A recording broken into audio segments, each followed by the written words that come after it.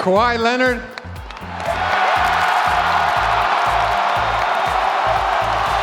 The fans of San Antonio know how great you are, and now the whole world does. You are the 2014 Bill Russell MVP. In the history of the NBA, countless talented players have entered the league, but only a select few have transformed from role players into superstars. In 2011, he was just the 15th pick in the draft. A defensive specialist from San Diego State. No one saw him as a future superstar, except for one man, a coach who saw something special, something that could be molded into greatness.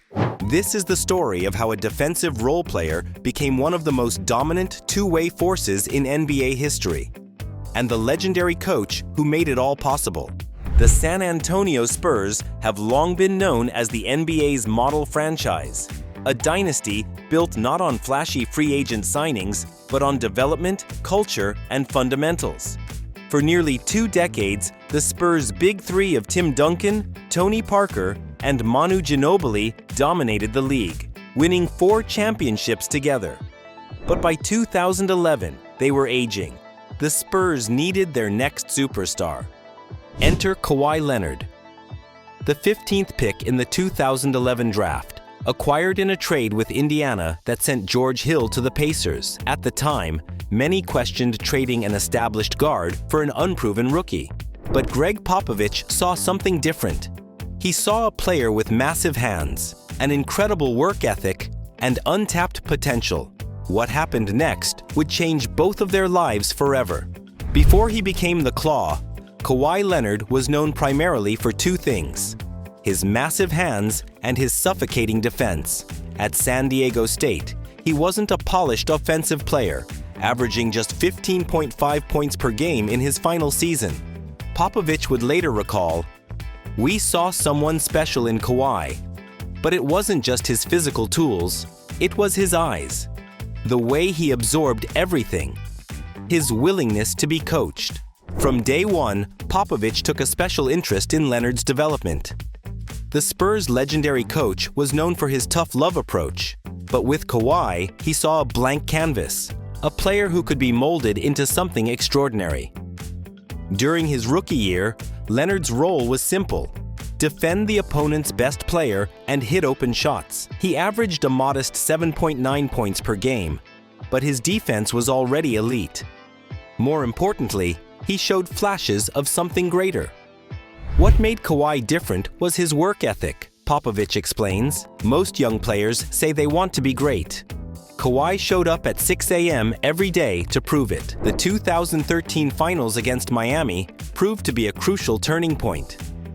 Despite the Spurs' heartbreaking 7-game loss, Leonard showed he could compete with the best, going toe-to-toe with LeBron James. That summer, Popovich and the Spurs coaching staff focused on expanding Leonard's offensive game. Hours were spent in the gym, perfecting his jump shot, developing his handle, learning the intricacies of the Spurs system. The results were immediate. Leonard's scoring jumped from 11.9 to 12.8 points per game, but the numbers didn't tell the whole story. His confidence grew. His decision-making improved. The foundation was being laid for something special. "Pop taught me how to think the game," Leonard would later say. "Not just play it, but understand it.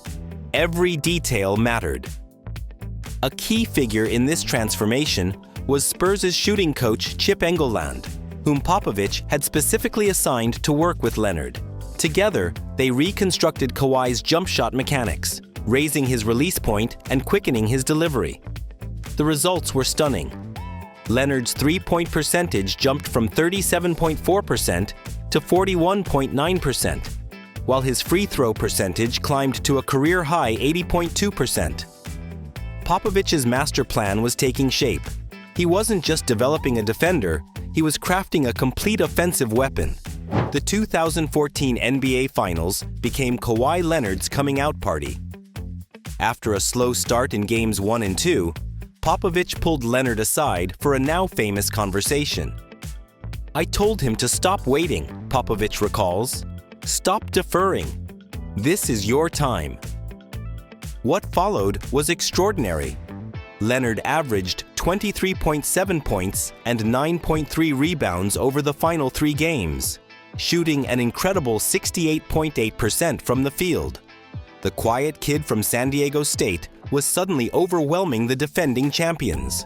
When Leonard was named Finals MVP, becoming the 3rd youngest player to win the award, the cameras caught a rare sight.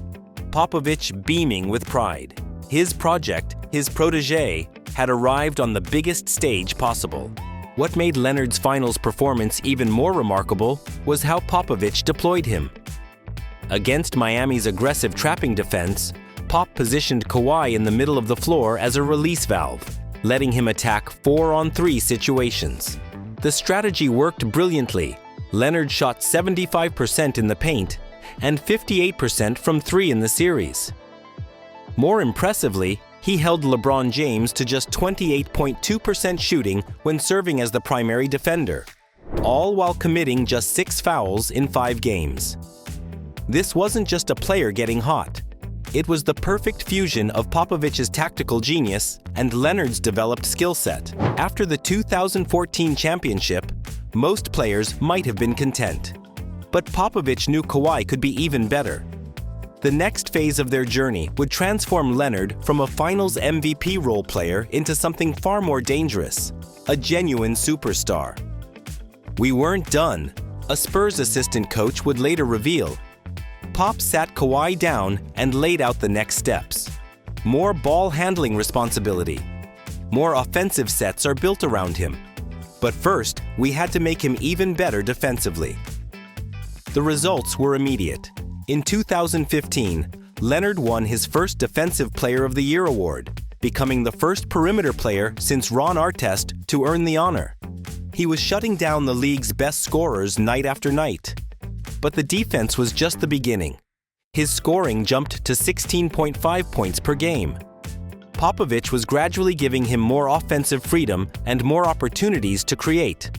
Good players need the freedom to grow, Popovich explained. Sometimes that means letting them make mistakes. But with Kawhi, the mistakes were rare. He was like a computer, processing everything, getting better every day. The 2015-16 season marked Kawhi's true arrival as a superstar. His scoring exploded to 21.2 points per game. He won his 2nd straight Defensive Player of the Year award. The quiet kid from San Diego State was now being mentioned among the NBA's elite. The transformation was remarkable. His jump shot, once a weakness, had become nearly automatic. His ball handling, once basic, now allowed him to create shots at will, all while remaining one of the most devastating defenders in NBA history. What Popovich and the Spurs did with Kawhi Leonard might be the greatest player development success story in NBA history, ESPN's Zach Lowe would write. They took a raw defensive specialist and turned him into a complete superstar.